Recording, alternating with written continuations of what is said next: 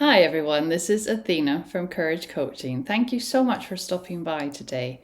If you are new to my channel, then please feel free to click on the subscribe button in order to receive notifications for any new videos that I upload. Now in today's video, I really wanted to focus on the effects of narcissistic abuse after a toxic relationship ends. Now, if you have been in a relationship with a toxic individual and this relationship comes to an end, you will experience a lot of turmoil, a lot of anxiety, and you will feel very, very distressed. Now, when we end a healthy relationship, of course, we have some anxiety. We feel really low.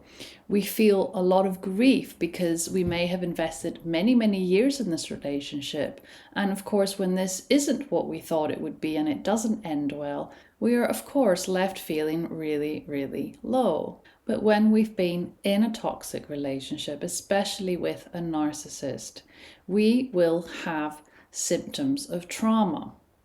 Being in a relationship with a toxic or narcissistic individual is not the same as being in a relationship with somebody who's healthy. Because when this relationship ends, we don't usually have closure. We have probably left a relationship with someone who was never able to communicate clearly, who was always blaming and manipulating us, who was always making us feel pretty shitty about ourselves. So ending a toxic relationship is going to leave you in a state of shock, in a state of confusion, and in a state of anxiety. Now, the anxiety is understandable because you are in a sort of limbo state.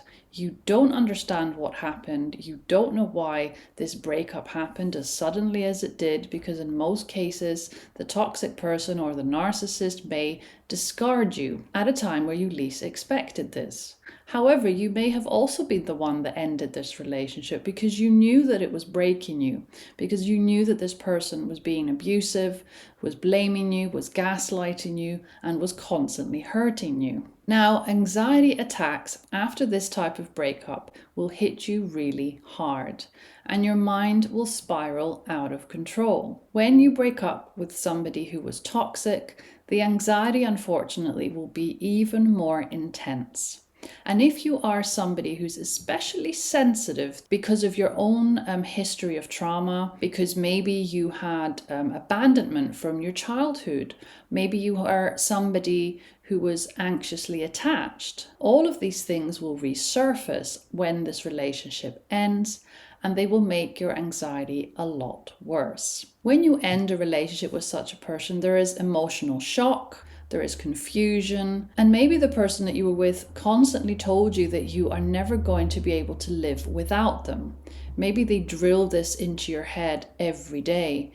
Maybe they said things that were horrible to you, that made you feel worthless. Maybe they constantly undermined you. And all of these things, the constant abuse that you may have suffered in this relationship, will have affected the way that you are now thinking. At the end of such a relationship, the loss you will feel will be incredibly deep. You may even feel despair at times. And the anxiety that you may be experiencing will be made worse by the fact that this person may have shown no empathy towards you, no understanding. They may have not been able to provide an explanation if they were the ones that abandoned you or ended the relationship. And you tend to have very negative thinking when you come out of a toxic relationship.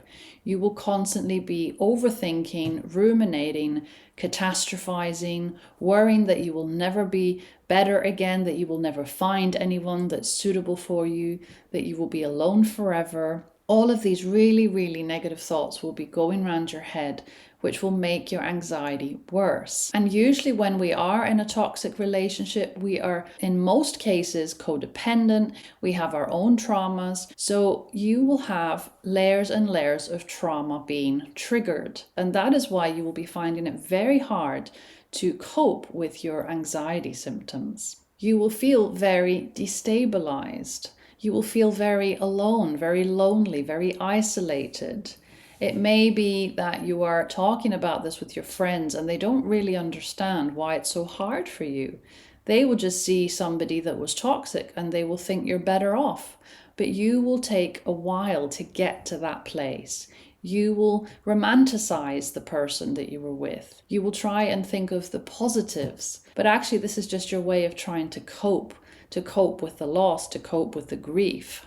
And remember that if you were constantly abused, belittled, if you were constantly manipulated, if you were constantly blamed, you will come out of this relationship feeling like it was all your fault, feeling like you're the failure, and that is why this relationship ended. It is common to feel a loss of stability, a loss of security, and you may feel very trapped within yourself, within your own head. So the anxiety that you are feeling, the heart palpitations, the sweaty palms, the stomach problems, feeling unable to sleep, waking up in the morning with really bad anxiety, because let's not forget, anxiety is always worse in the morning. The intense anxiety is all part of the emotional dysregulation that you will be feeling, because something that you had is now gone.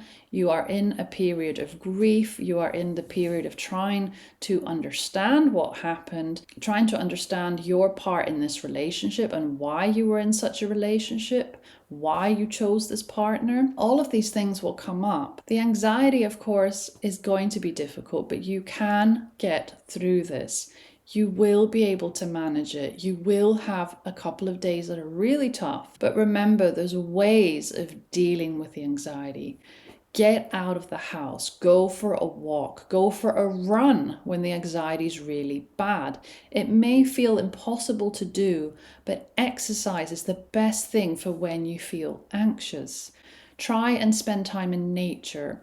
Listen to music to help you cope.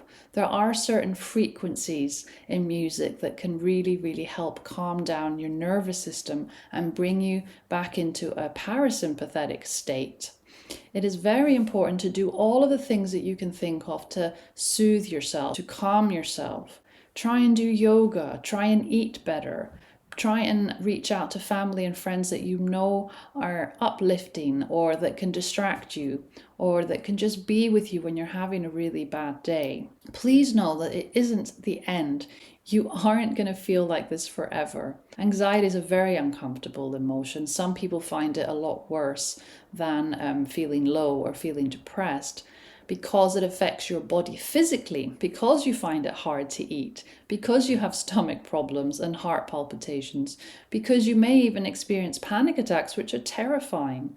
I know what these are like. I've been there myself, but you will manage to get through this. There are techniques and things you can do to manage anxiety. Just remember, your nervous system is overstimulated.